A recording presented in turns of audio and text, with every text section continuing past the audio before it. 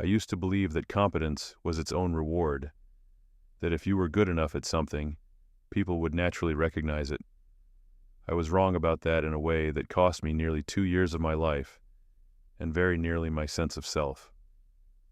I'm 27 now, 4 years removed from my time at Westfield High School, and I can still feel the particular weight of those days, the slow, grinding realization that excellence meant nothing if the person measuring it had already decided what they wanted to see. This is the story of how I learned that merit is a story people tell, not a fact they discover. How I discovered that some gatekeepers guard their gates not to maintain standards, but to maintain power. And how the quietest victories are sometimes the ones that matter most, not because they're dramatic, but because they prove something to the one person who needed convincing: yourself. My name is Daniel Reeves, and in the fall of 2018, I was a junior at Westfield High School in suburban Massachusetts, a mid-sized public school where AP classes were treated like social currency, and college admissions were discussed with the gravity usually reserved for international treaties. I was good at math, not prodigy level, not Olympiad winner material, but genuinely, consistently strong. Calculus made sense to me in a way that felt almost physical. I could see the shapes of problems, feel the logic of solutions. My math teacher that year was Mrs. Patricia Brennan, a woman in her late 50s who'd been teaching at Westfield for over 20 years. She had a reputation: demanding but fair, brilliant but intimidating, someone who pushed students hard but produced exceptional results. Students who excelled in her class got into top engineering programs. Her recommendation letters were known to carry weight. I was excited to be in her AP Calculus BC class.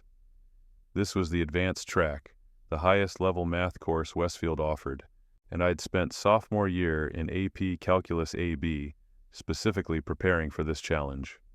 The first week seemed promising.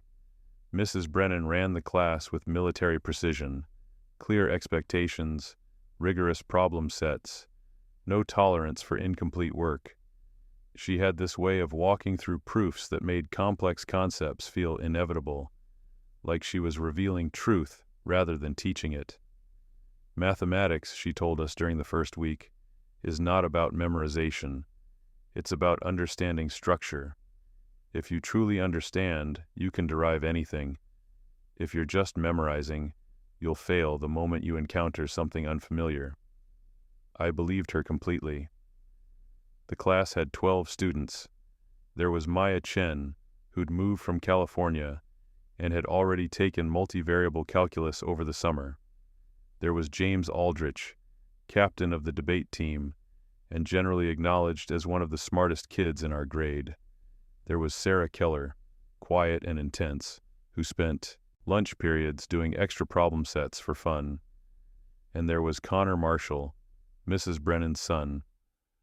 Connor was a senior, athletic, popular, charming in that effortless way that comes from never having to work for approval. He played varsity lacrosse, had a casual confidence that filled rooms, and was generally well liked by everyone, including teachers, administrators, and most of the student body. He was also, from what I could observe, mediocre at calculus. Not terrible, he understood the basics, could follow procedures, got decent grades on homework. But in class discussions, when Mrs. Brennan asked conceptual questions that required real mathematical thinking, Connor's answers were consistently superficial.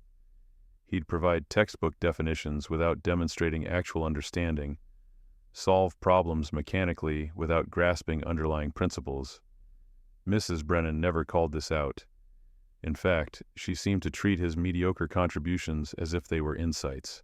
I noticed this but didn't think much of it initially. Teachers having favorites was normal, and maybe I was misjudging Connor's understanding. The first test came in late September, covering limits and continuity. I'd studied extensively, worked through every practice problem, made sure I understood not just how to solve problems, but why the methods worked. The test felt good. There was one proof question that took me longer than I'd expected, but I worked through it systematically and arrived at what I was confident was the correct solution. We got the test back a week later. I'd received an 87, a B+. I stared at the grade, confused. I'd expected at least a 95, maybe higher. I flipped through the pages to see where I'd lost points. The proof question I'd struggled with was marked completely wrong, with insufficient rigor written in red pen. But looking at my work, I couldn't see what was insufficient. I'd stated my assumptions, worked through the logical steps, arrived at the conclusion. The approach was unconventional. I'd used a different method than the one she'd demonstrated in class, but the logic was sound. Other points were deducted for what seemed like trivial issues. Notation Mrs. Brennan considered imprecise, formatting that didn't match her exact preferences, solutions that were correct, but didn't follow her preferred problem-solving path. Maya had gotten a 98, James had a 94, Sarah had a 96, Connor had gotten a 92. After class, I approached Mrs. Brennan's desk. "Can I ask about the test? I'm trying to understand where I went wrong." She looked up from her gradebook. "Certainly, Daniel. What's your question?" "This proof. I don't understand why it's marked insufficient. I thought I'd demonstrated the logical progression clearly." She glanced at the page. "You used an approach I didn't teach. That suggests you don't fully understand the standard method. But the approach is valid. I checked it multiple times. Valid isn't the same as rigorous. In mathematics, we follow established conventions for a reason. Inventing your own methods suggests a lack of foundational understanding. I wasn't inventing. This is an alternate approach I found in the textbook. It's actually more elegant for this particular problem." Her expression cooled slightly. "Daniel, I appreciate enthusiasm, but you need to master the fundamentals before you start experimenting with alternatives. The grade stands." I left that conversation feeling like I'd been reprimanded for doing exactly what she'd told us to do. Understand structure rather than just memorize procedures. October brought more of the same pattern. I'd do well on homework, understand the material deeply, contribute thoughtfully in class discussions. But my test grades were consistently lower than I expected. High B's when I'd anticipated A's, occasional B's when I thought I'd earned B+.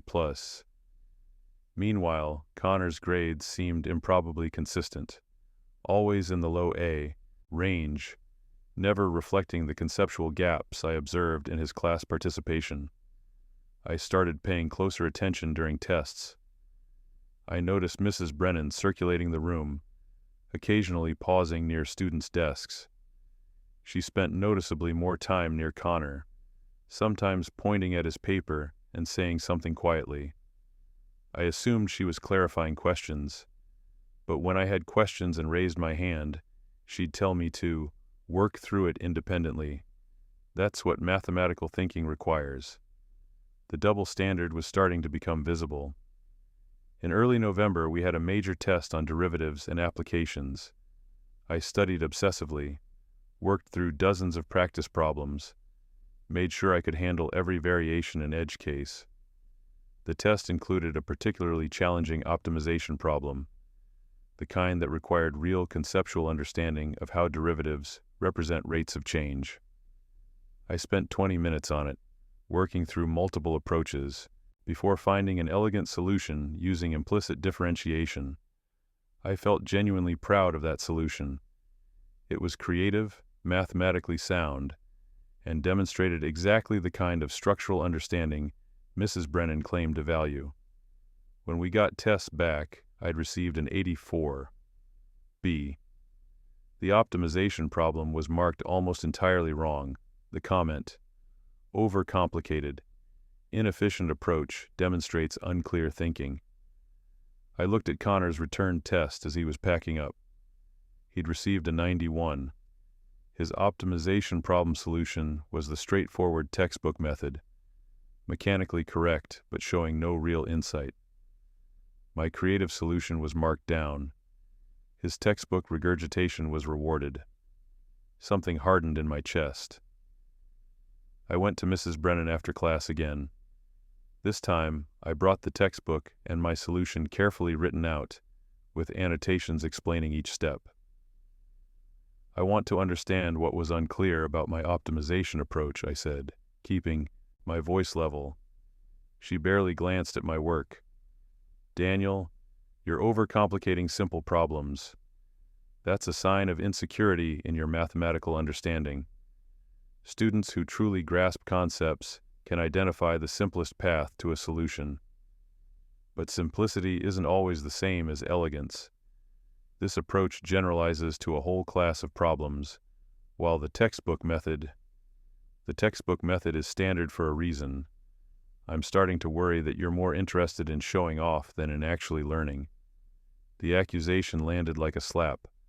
I'm not trying to show off.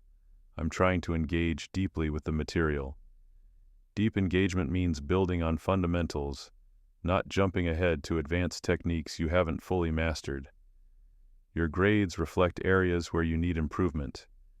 I suggest you focus on those, rather than arguing about assessment. I left that meeting feeling gaslit. My deep engagement was being reframed as showing off. My mathematical creativity was evidence of unclear thinking. My questions were treated as arguments. And my grades, objective measures of understanding, or so I'd believed, were somehow reflecting not my actual mathematical ability, but Mrs. Brennan's subjective judgment about my attitude. I talked to my parents about it that night. My dad was an engineer. My mom taught English at a middle school. They knew education, knew how to advocate for students. Are other students having similar experiences? My dad asked. I don't think so. Maya, James, and Sarah all seem to be doing well. They get the grades their work deserves. And you're certain your solutions are mathematically correct? Yes. I've double-checked everything. I've even had my uncle look at some of them. My uncle was a math professor at a nearby college. He said my work was more sophisticated than what's typically expected at this level. My mom frowned. Have you considered that maybe Mrs. Brennan has a particular teaching style that emphasizes following prescribed methods? Maybe she's assessing adherence to her approach, rather than mathematical correctness alone. Then why did she say mathematics is about understanding structure, not memorization?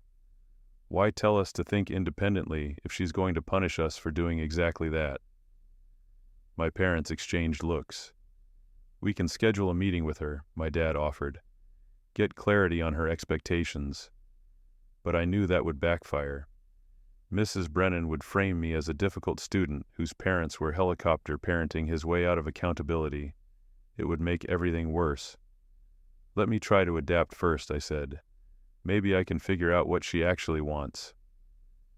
For the next month, I tried to give Mrs. Brennan exactly what I thought she wanted. I followed textbook methods precisely, even when I could see more elegant approaches. I kept my class contributions brief and conventional. I formatted everything exactly to her specifications. My grades improved slightly, low A's instead of high B's, but they never reflected what I knew was the actual quality of my understanding. And I watched Connor continue to receive grades that seemed disconnected from his demonstrated ability. Mrs. Brennan praised his solid grasp of fundamentals, while his class contributions remained shallow and procedural. By December, I'd developed a constant low-grade anxiety around calculus. Every test felt like a trap where mathematical correctness wasn't enough. I also had to divine Mrs. Brennan's specific, unstated preferences and hope I'd guessed right. The subject I'd loved was becoming something I dreaded. The breaking point came in January, during second semester. Mrs. Brennan announced that she was selecting 2 students to represent Westfield at a regional mathematics competition in March. It was a team competition, prestigious, the kind of thing that looked excellent on college applications and demonstrated serious mathematical ability. I'll be choosing based on consistent performance, mathematical maturity, and ability to work under pressure, she told the class. I'll announce my selections next week. I wanted this, not just for college applications, though that mattered, but because I genuinely loved mathematics competitions, loved the challenge of solving unfamiliar problems with time pressure and creative thinking. I'd done well in competitions before, placed in the top 10 at a state math tournament sophomore year, won a school-wide problem-solving competition freshman year. This felt like a natural next step. The following week, Mrs. Brennan announced her selections: Maya Chen and Connor Marshall. Maya made complete sense. She was brilliant, fast, creative under pressure. Connor made no sense at all. He'd never competed before, showed no particular aptitude for the kind of creative problem-solving competitions required, and frankly wasn't one of the strongest mathematical thinkers in the class, but he was Mrs. Brennan's son. I stayed after class, trying to keep my voice neutral. Mrs. Brennan, can I ask about the competition selection? Of course. I'm really interested in competing. I've done well in math competitions before, and I'd love the opportunity to represent Westfield. I'm sure you would, Daniel. But I selected the students I believe will best represent our program. Can you help me understand what criteria Connor met that I didn't? I'm trying to figure out what I need to work on. Her expression shifted, subtle but unmistakable. Connor has demonstrated consistent performance and mathematical maturity. He follows instruction well, understands fundamental concepts thoroughly, and works effectively in collaborative settings. I have consistent performance too. My test averages. Your test averages reflect areas of concern I've noted throughout the year. Your tendency to overcomplicate problems, your resistance to standard methods, your focus on being clever rather than being clear. These aren't qualities that serve team mathematics competitions well. That's not fair. I've never been resistant. I've asked questions and explored different approaches. And there's the defensiveness I'm talking about. Daniel, not every student is suited for every opportunity. You have strengths, I'm sure, but competitive mathematics at this level requires a particular disposition you haven't demonstrated. I stood there speechless. She'd just told me I wasn't suited for the exact thing I'd proven I was good at. She'd reframed my mathematical creativity as a character flaw. She'd selected her son, mediocre, inexperienced Connor, over multiple more qualified students, and was now telling me it was because of my inadequate disposition. Is this because Connor is your son? The words came out before I could stop them. Her face hardened. That's completely inappropriate, Daniel. My selection criteria are purely academic. If you can't accept feedback professionally, that only confirms my assessment. This conversation is over. I walked out of that classroom shaking with frustration and something closer to rage than I'd felt in years. Not just because I'd been passed over, though that stung, but because of the sheer, brazen dishonesty of it all. Mrs. Brennan had spent months systematically downgrading my work, questioning my understanding, and framing my strengths as weaknesses. And now she was using that manufactured narrative to justify giving her son an opportunity he hadn't earned. It was corruption dressed up as pedagogy, nepotism disguised as academic judgment, and there was nothing I could do about it that wouldn't make things worse. That night, I lay awake thinking about incentives and systems. Mrs. Brennan wasn't just being a biased teacher. She was actively sabotaging students who might make Connor look worse by comparison. By keeping my grades artificially low and my confidence undermined, she ensured Connor would seem more impressive relative to his peers. She'd built an entire classroom ecosystem designed to elevate her son, and the truly brilliant part was that it was unfalsifiable. If I complained, I'd look like a grade-grubbing student who couldn't handle rigorous standards. If I pointed out the favoritism, I'd be making accusations I couldn't prove. The system protected itself. I thought about quitting, dropping to a lower math class, avoiding the whole toxic situation, but that felt like letting her win, like accepting her assessment that I wasn't good enough. So I decided something else. I'd prove her wrong so thoroughly that her narrative couldn't survive contact with reality. I started preparing for the mathematics competition anyway. Not because I'd been selected, I hadn't, but because there was an individual category that any student could enter independently, separate from the team competition Mrs. Brennan was coaching. The decision felt rebellious in a quiet way. I was essentially declaring that her judgment didn't matter, that I'd seek validation outside her controlled ecosystem. I spent the rest of January mapping out my preparation strategy. I subscribed to online problem-solving platforms, joined forums where competition mathematicians shared techniques, and reached out to my uncle, Professor Michael Reeves at Northeastern, for guidance. "You're doing the individual competition?" he asked when I called him. "That's ambitious. The problems are significantly harder than team competitions." "I know, but I need to do this." Because of Mrs. Brennan? I'd told him bits and pieces about the situation over winter break. Not everything. I was still sorting through it myself, but enough that he understood something was off. Partly, but also for myself. I need to know if my understanding is real, or if she's right about me. There was a pause on the line. "Daniel, your understanding is absolutely real. I've looked at your work. You think like a mathematician, creatively, rigorously, with genuine insight. Don't let one teacher's assessment make you doubt that. Then help me prove it." "All right, let's build you a training program." We met twice a week at a coffee shop near Northeastern's campus.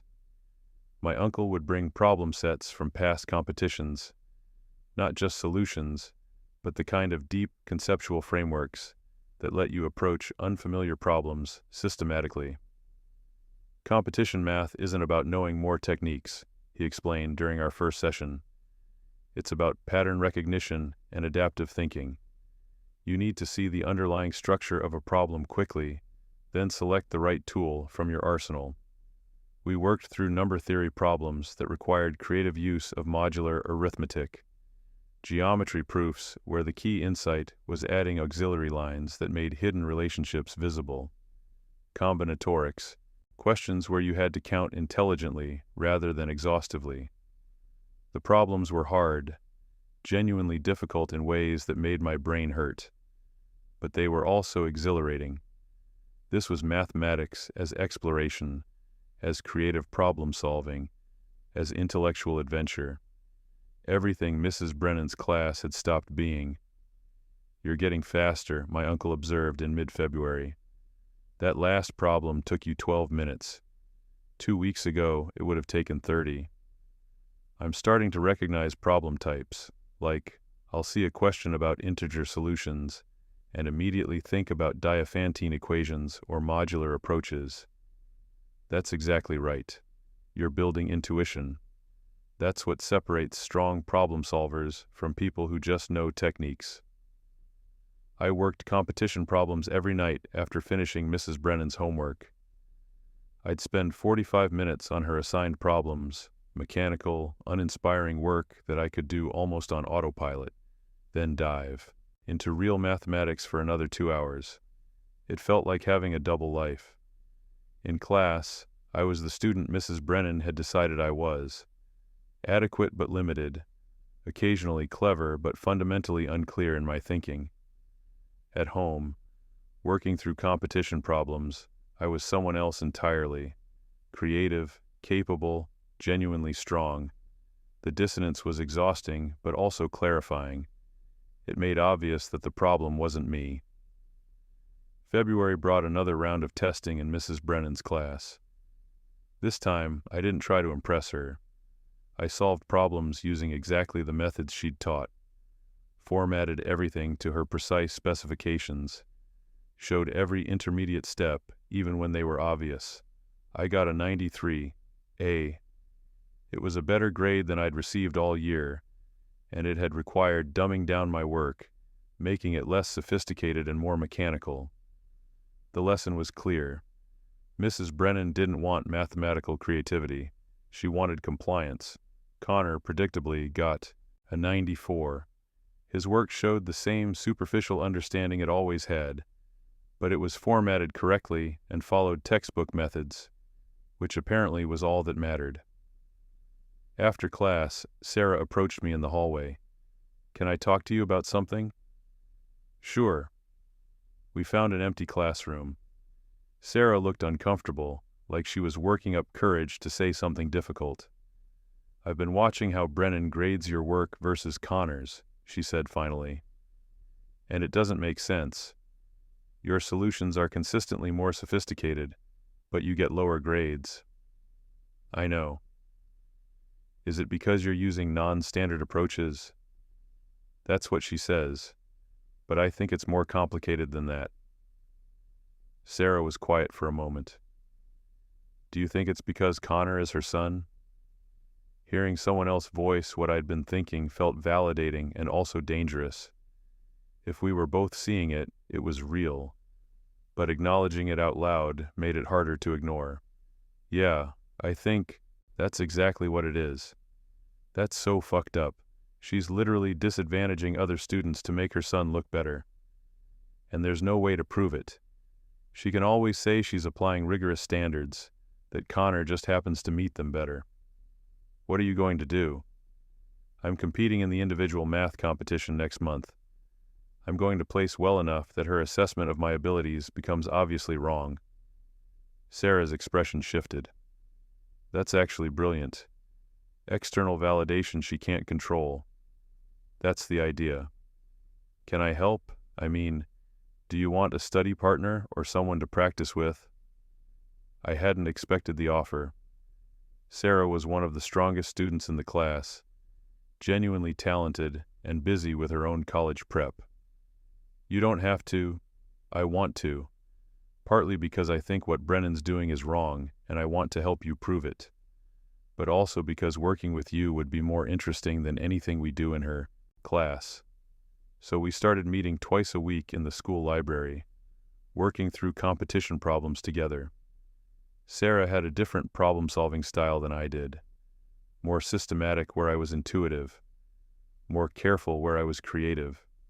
We complemented each other well. "You see patterns I miss," she told me after we'd solved a particularly tricky combinatorics problem together. "Like, I would have tried to brute force that by enumerating cases. You saw the symmetry immediately. And you catch errors I'd skip past. I would have submitted that with a sign mistake." It was the kind of collaboration I'd hoped to find in Mrs. Brennan's class. Mutual challenge, genuine learning, respect for each other's thinking. The fact that I had to go outside her classroom to find it said everything about what her class had become. March arrived with unexpected warmth. Early spring light making the competition date feel simultaneously close and impossibly far away. Mrs. Brennan announced the team competition schedule.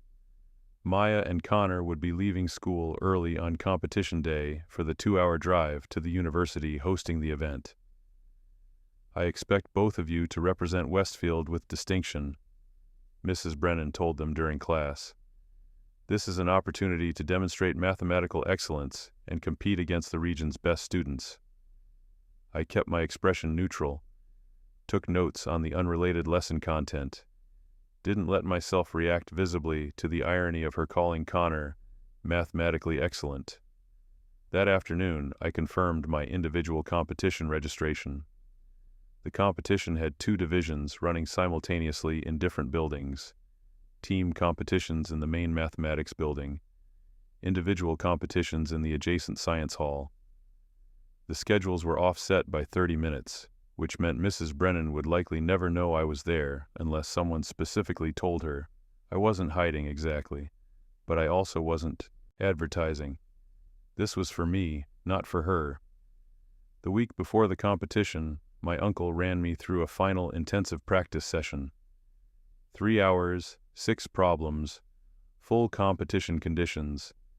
I completed 5 problems fully and made substantial progress on the sixth. My uncle reviewed my solutions carefully, checking not just for correct answers, but for rigor and clarity in mathematical reasoning. "These are strong," he said when he'd finished. "Really strong. The geometric proof is elegant. You found a simpler approach than the standard solution. The number theory problem shows sophisticated modular arithmetic, and this combinatorics question—" He paused, rereading my solution. "This is actually more general than the problem asked for. You essentially solved an entire class of related problems. Is that good or bad?" "It's excellent. It shows you're thinking mathematically, not just mechanically. You're not just solving the problem in front of you.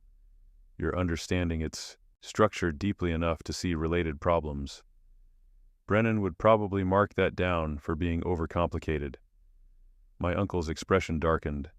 "Brennan is wrong.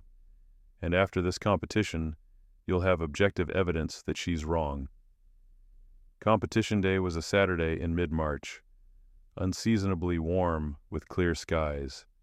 My dad drove me to the university, neither of us talking much during the 2-hour drive. I was running through problem-solving frameworks in my head, trying to achieve that mental state where you're calm but focused, relaxed but sharp. We arrived at campus around 8:30 a.m. The individual competition didn't start until 10 war, but I wanted time to settle in, find the room, get comfortable with the environment. The science building was older than the main mathematics building, with that particular institutional aesthetic of scuffed linoleum floors and fluorescent lighting. But the room assigned for individual competition was spacious and quiet, with large windows letting in morning light. Students were already gathering, maybe 30 or 40 people, though more would arrive as start time approached. I recognized a few faces from previous competitions, saw others wearing shirts from specialized STEM schools or math programs I'd only heard about. These were serious competitors, students who'd been training specifically for this, some probably with private tutors or special preparation programs. I felt a flutter of doubt. What made me think I could compete with them? I was just a public school kid who'd done some independent study and worked with his professor uncle a few times. Then I remembered. Mrs. Brennan had told me I lacked mathematical maturity, that I wasn't suited for competitive mathematics.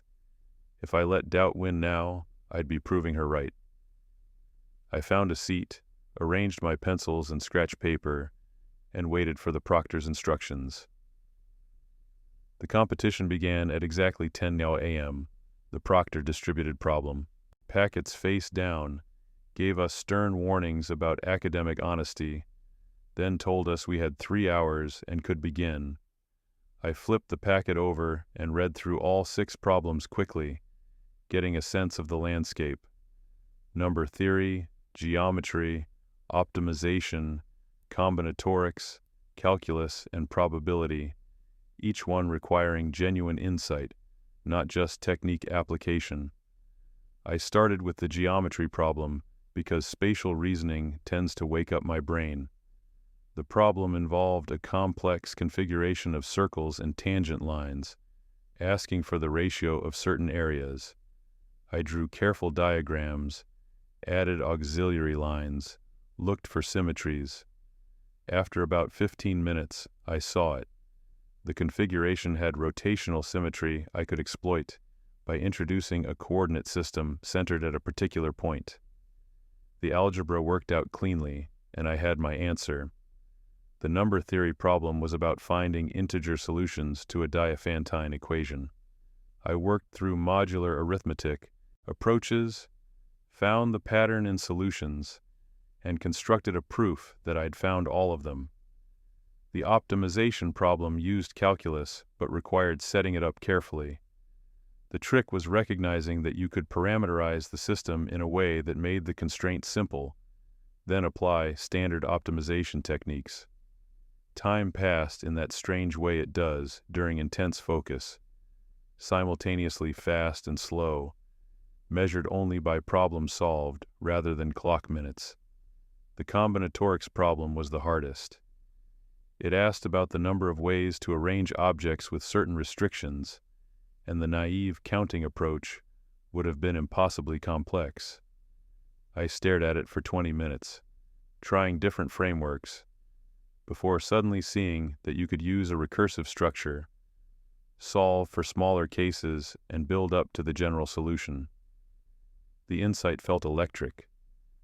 I worked through the recursion carefully, derived a closed-form formula, and verified it against small cases I could count by hand. That left the calculus differential equations problem and the probability puzzle. I had about 40 minutes remaining. The differential equations problem required recognizing that you could transform it into a standard form using a clever substitution. Once I saw that, the solution was straightforward. The probability problem was subtle. It involved calculating expected values in a game with non-obvious structure. I set up the probability space carefully, worked through the calculations, and arrived at an answer that had an elegant closed form, which suggested I'd done it correctly. When the proctor called time, I'd completed all 6 problems. I felt good about 5 of them, confident in my solutions, clear in my reasoning. The 6th, the combinatorics problem, I was less certain about. The recursive approach felt right, but I'd been rushed at the end and might have made an error in the final formula. I walked out of that examination room, exhausted and exhilarated. My dad was waiting in the lobby, reading a book.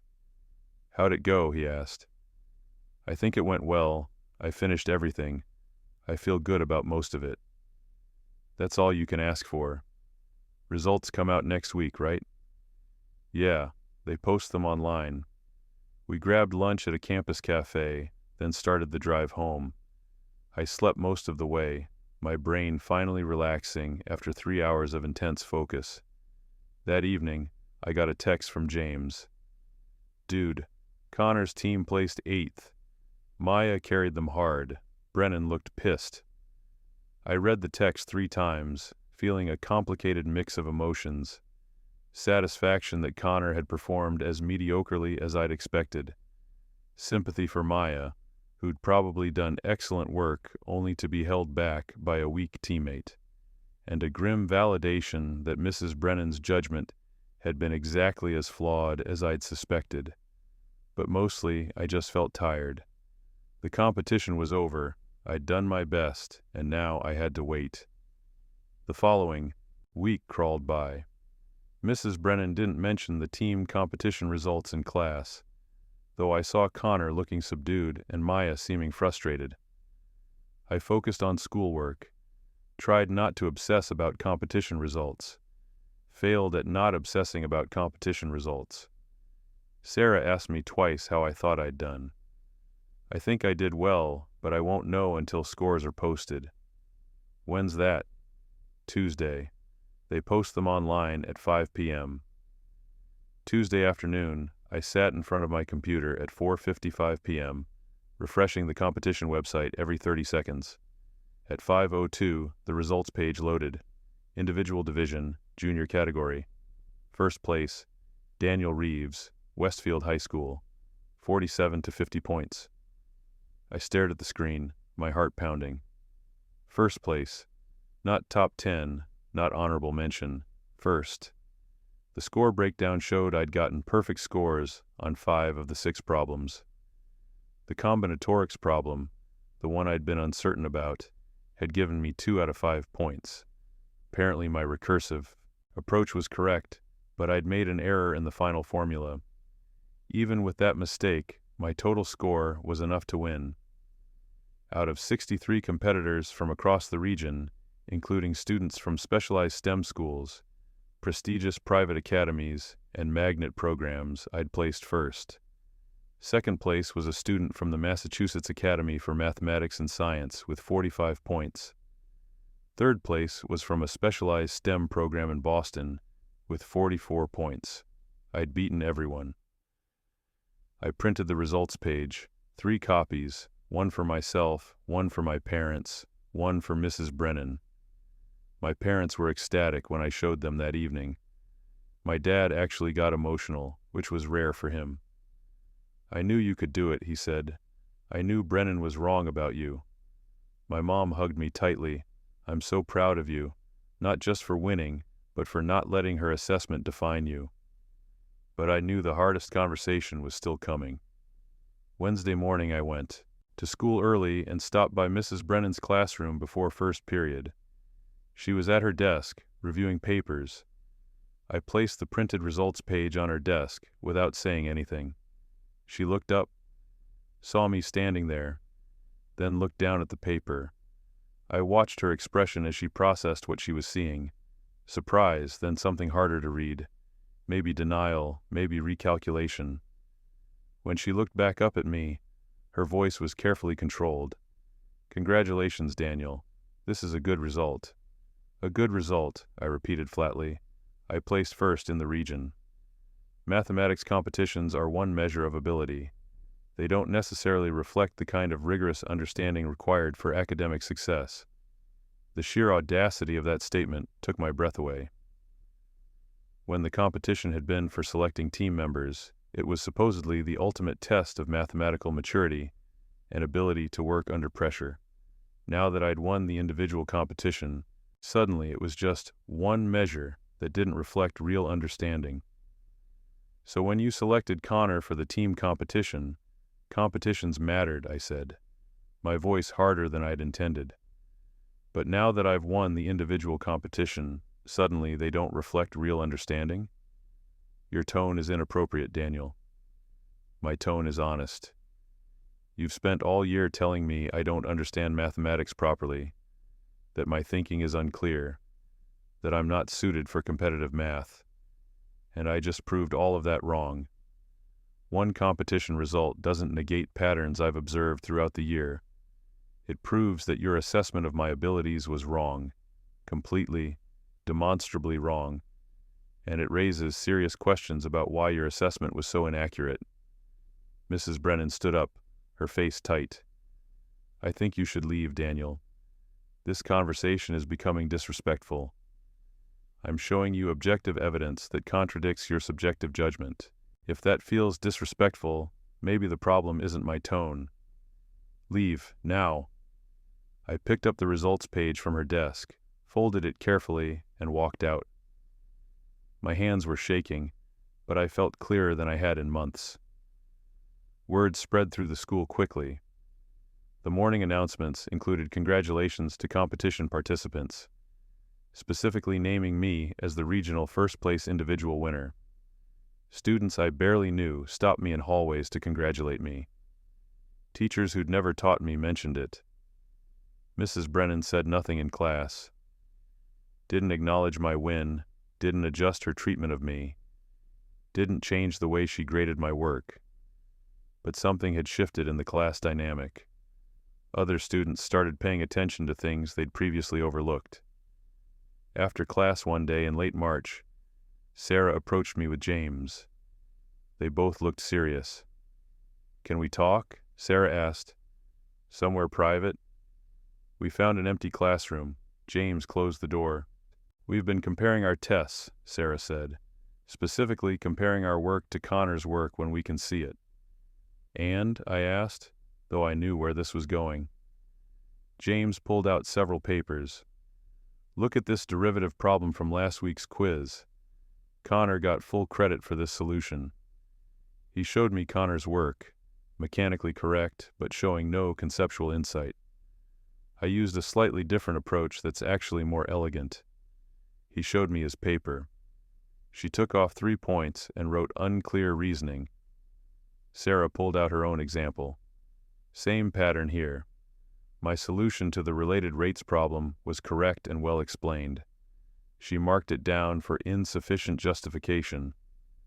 Connor's solution was less complete, but got full credit. "She's been doing this all year," I said. "Not just to me." "We know," James said. "We just didn't see the pattern until you won that competition. It made us look more carefully at how she grades different students." "What do you want to do about it?" I asked. They exchanged glances. "We think you should report it," Sarah said.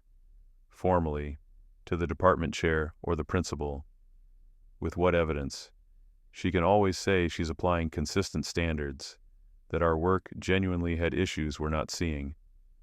Then we document everything, James said. We save all our tests, we compare grading patterns, we build a case that's too clear to dismiss. I thought about it. Part of me wanted to just finish the year, get my college applications done, and move on. But another part recognized that if we didn't do something, Mrs. Brennan would keep doing this, advantaging Connor and disadvantaging everyone else who threatened to make him look mediocre by comparison. All right, I said, let's build a case. Over the next 2 weeks, we quietly gathered documentation.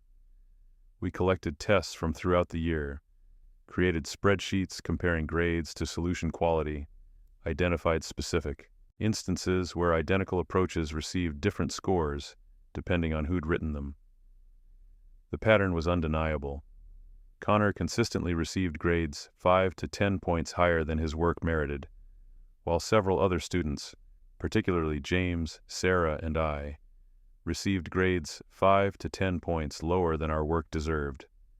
Accumulated over a year, those systematic discrepancies meant the difference between A's and B's, between strong transcripts and mediocre ones, between competitive college applications and disadvantaged ones.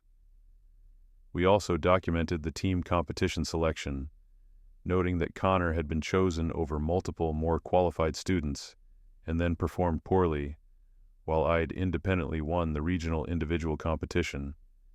James's methodical approach to building the case was invaluable. He created charts showing grade distributions, highlighted specific problems where grading was inconsistent, and organized everything into a clear, factual presentation that avoided inflammatory language. This isn't about attacking Brennan, he explained. It's about documenting a pattern of grading that doesn't reflect actual mathematical understanding. We present facts, not accusations. By early April, we had a comprehensive case. The question was who to bring it to. The math department chair was Mr. Peterson, a younger teacher who'd been at Westfield for only 3 years. He taught algebra and geometry, operated mostly separately from Mrs. Brennan's advanced track, and had a reputation for being fair but not particularly confrontational. We scheduled a meeting with him for a Friday after school, saying we had concerns about grading consistency in AP Calculus BC. The 3 of us sat in his classroom with our documentation organized in folders. Mr. Peterson looked concerned even before we started talking. "What's this about?" he asked. I took the lead, since I'd been most directly affected. "We have concerns about Mrs. Brennan's grading practices in AP Calculus BC. Specifically, we believe she's applying inconsistent standards that advantage some students while disadvantaging others." I walked him through the documentation, test comparisons, grade distributions, the competition selection and results, specific examples of identical work receiving different scores. Mr. Peterson reviewed everything carefully, asking clarifying questions, taking notes. His expression grew progressively more troubled. "This is concerning," he said when we'd finished. "But Patricia has been here for 20 years. She's well respected, has produced strong students consistently. Formal complaints about her grading would be complicated." "We understand that," Sarah said. "But this isn't just about respect or seniority.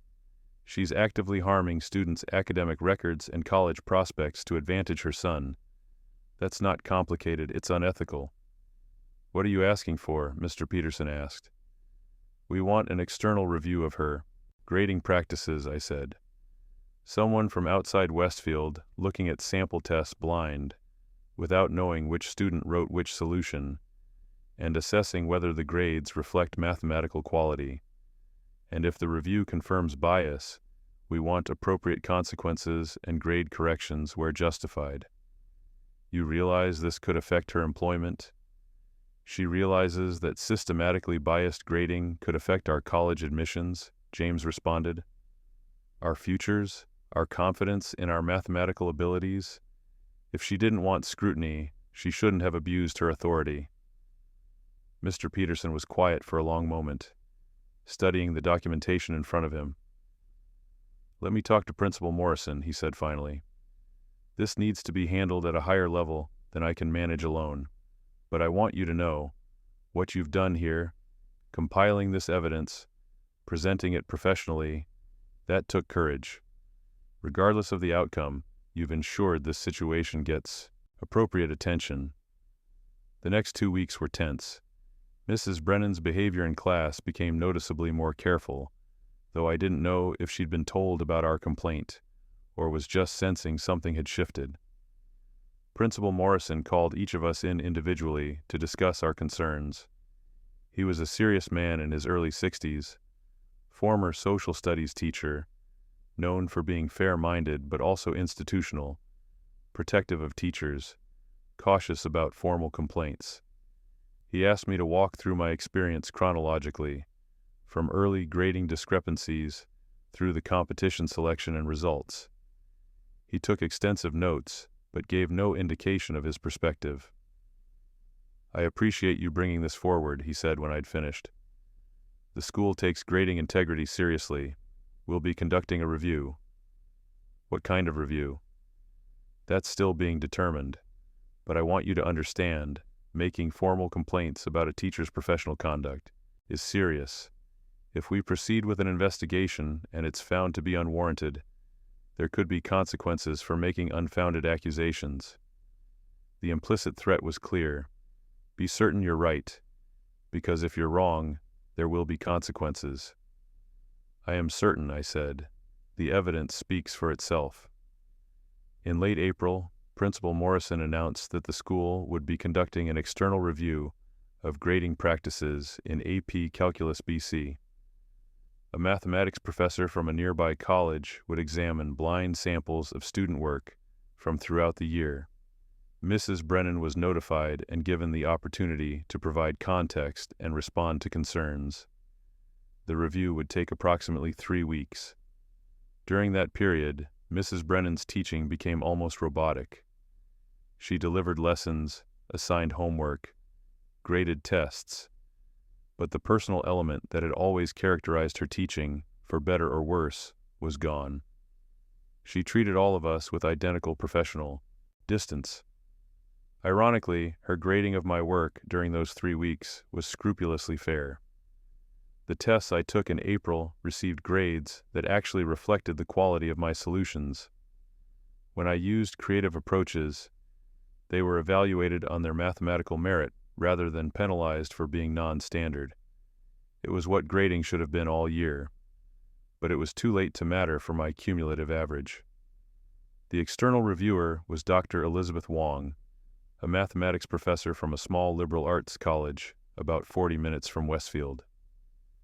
She spent 2 weeks examining blind samples, tests where student names had been redacted, graded by multiple teachers including Mrs. Brennan, compared for consistency. She also reviewed our specific examples, looked at competition results and team selections, and interviewed several students about their experiences in the class. Her report was completed in mid-May, just 3 weeks before the end of the school year. Principal Morrison called me, James, and Sarah into his office together to discuss the findings. Dr. Wong's review found significant inconsistencies in Mrs. Brennan's grading practices, he said without preamble. Specifically, she identified patterns suggesting possible bias in assessment that disproportionately advantaged certain students while disadvantaging others. He showed us relevant excerpts from the report. Dr. Wong had found that identical solutions received different grades depending on who'd written them, that creative problem-solving approaches were inconsistently evaluated, and that grade distributions didn't correlate with demonstrated mathematical understanding in blind assessments. More troubling, Principal Morrison continued, she found that Connor Marshall received systematically inflated grades compared to the assessed quality of his work, while you 3, along with 2 other students, received systematically deflated grades. "What happens now?" I asked. Mrs. Brennan will be required to complete professional development on objective assessment practices. She'll be implementing standardized rubrics for all future assessments, and her grading will be subject to department chair review for the next academic year. That's it? Sarah's voice was sharp. She systematically manipulated grades for a year to advantage her own son, and she has to take a workshop? The situation is more complex than it might appear, Principal Morrison said carefully.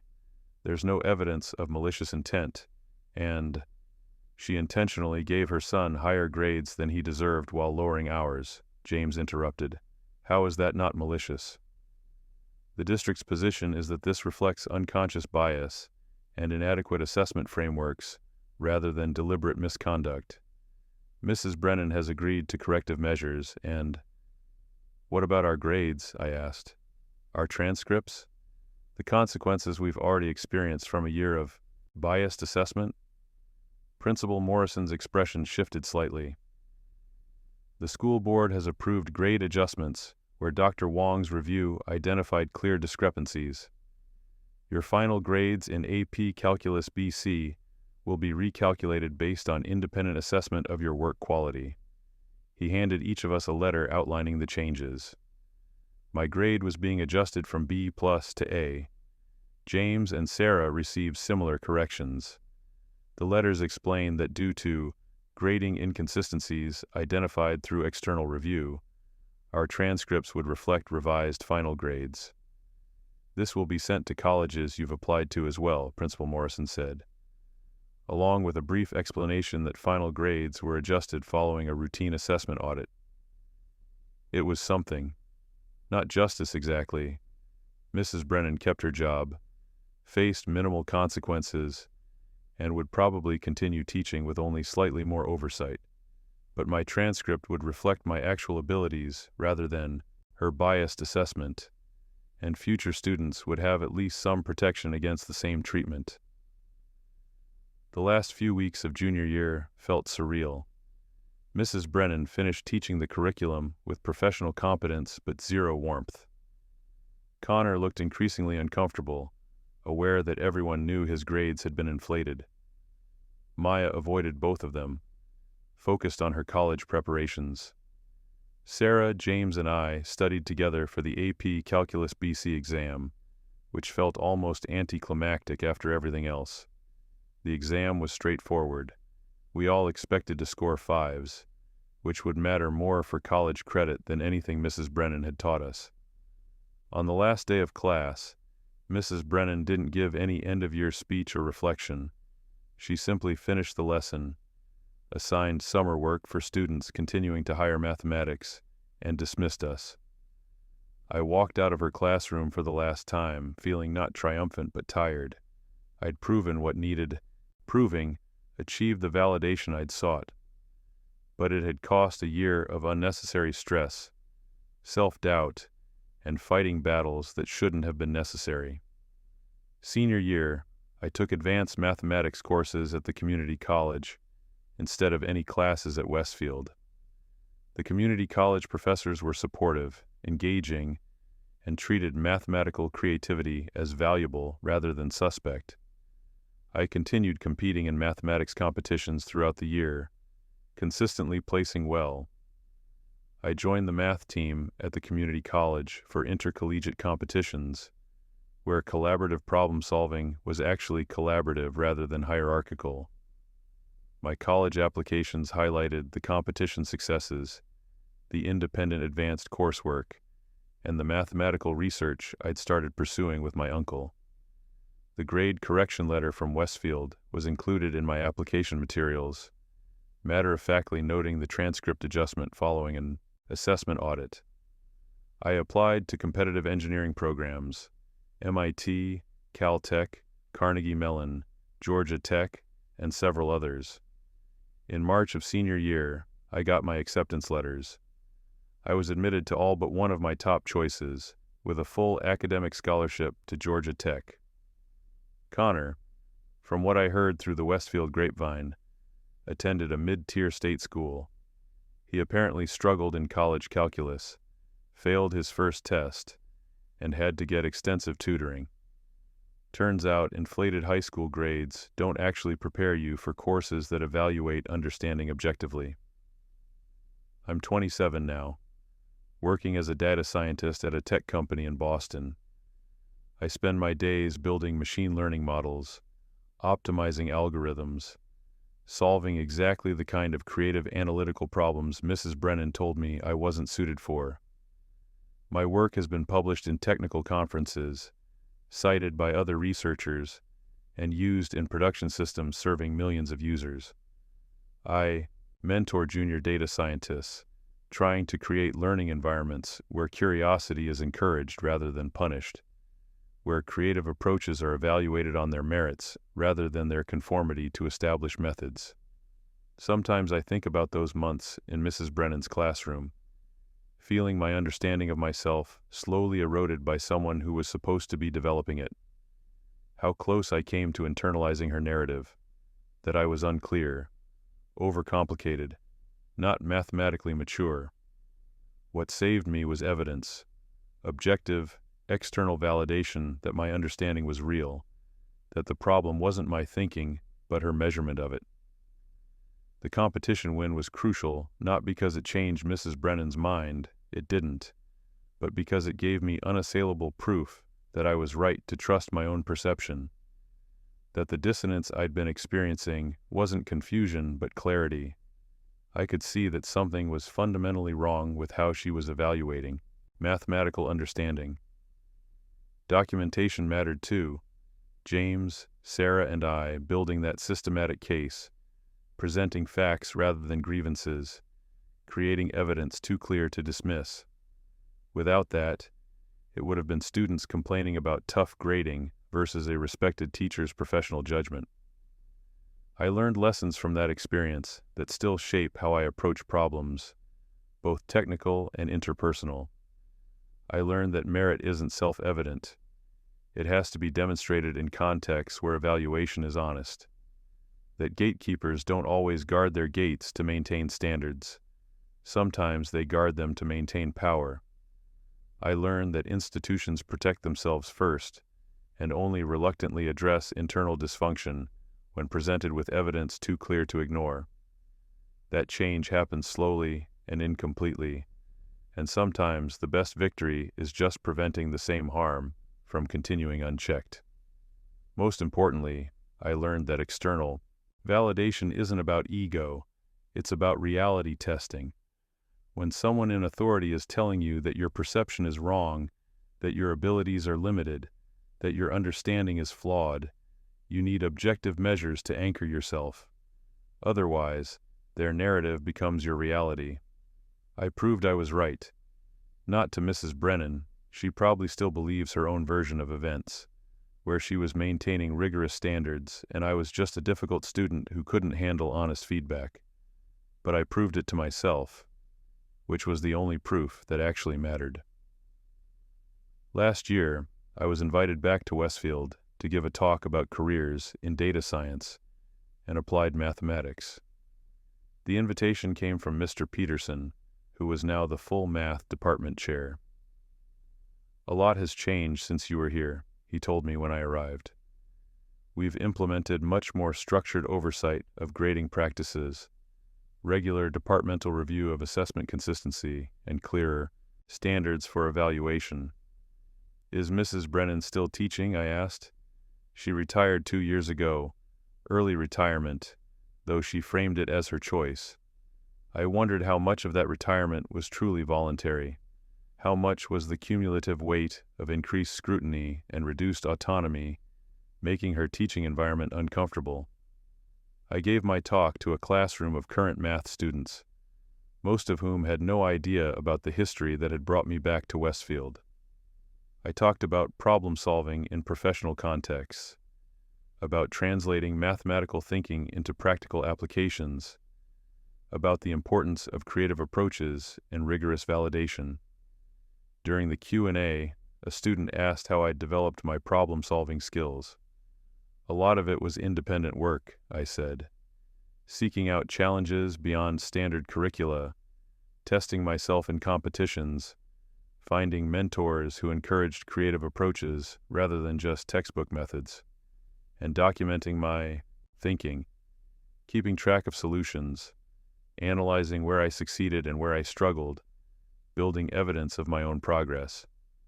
I saw a few students nodding and wondered if some of them were experiencing their own version of what I'd gone through.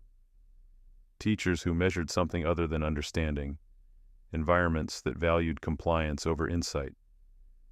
After the talk, one student approached me privately, a junior, serious-looking, clearly nervous. "Can I ask you something?" he said. "Did you ever have a teacher who seemed to grade unfairly? Like, your work was good, but they kept marking it down for reasons that didn't really make sense." I looked at this kid and saw myself at 16, confused and frustrated and starting to doubt my own perception. "Yeah," I said, "I did." "What did you do about it?" I documented everything, saved all my work, kept track of specific examples, looked for patterns, and then I found external validation, entered competitions, worked with professors outside my school, built evidence that my understanding was real, even if my teacher wasn't measuring it accurately. Did it help? Eventually, but the most important thing was that it helped me trust myself. When someone in authority tells you you're wrong about your own abilities, you need evidence to anchor yourself. Otherwise, their narrative becomes your reality. The student nodded slowly. "Thanks. That actually helps a lot." I gave him my email, told him to reach out if he wanted to talk more. I don't know if he ever did. I never got a message. But I hope the conversation helped. Hope it gave him permission to trust his own perception when something felt off. Daniel Reeves. That's who I was then and who I am now. But the Daniel who walked into that regional mathematics competition was fundamentally different from the Daniel who'd started Mrs. Brennan's class, optimistic, trusting, convinced that competence would be its own reward. I'd learned the hard way that competence is only rewarded in contexts where evaluation is honest, that some people use their authority to shape reality rather than measure it, that trust should be earned through consistency, not granted automatically based on institutional position.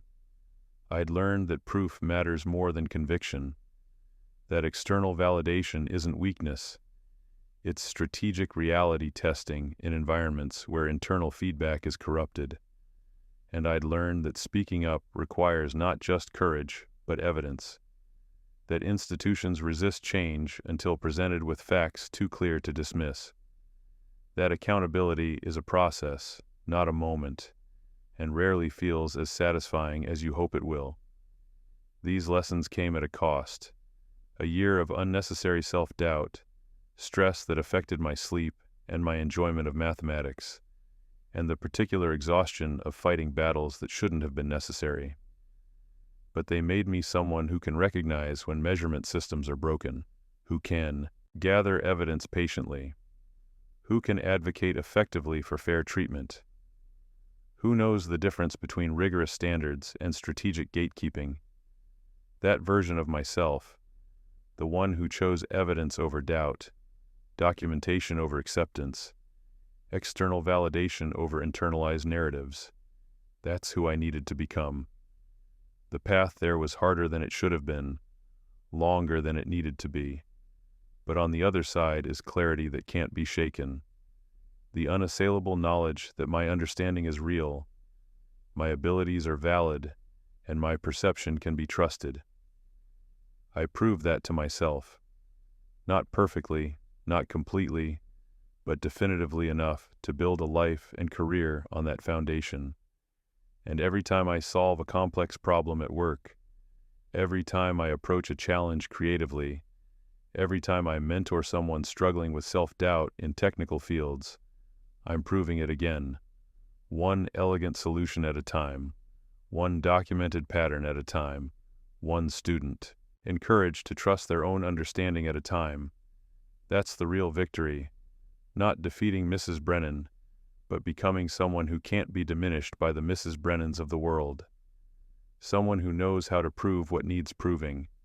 Someone who trusts evidence over authority. someone who won by becoming undeniable. Stories like this happen more often than we think. Subscribe if you want to hear the ones that usually stay unspoken. And if this story made you pause, a like helps the channel grow.